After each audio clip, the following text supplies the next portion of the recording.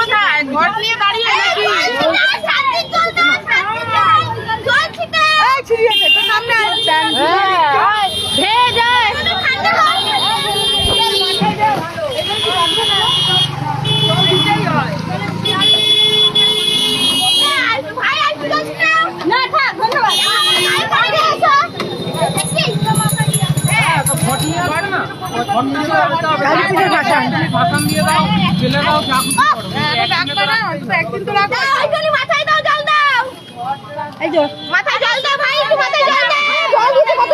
আরে ঘটের জলটা নেবে মাথায়, এই জলটা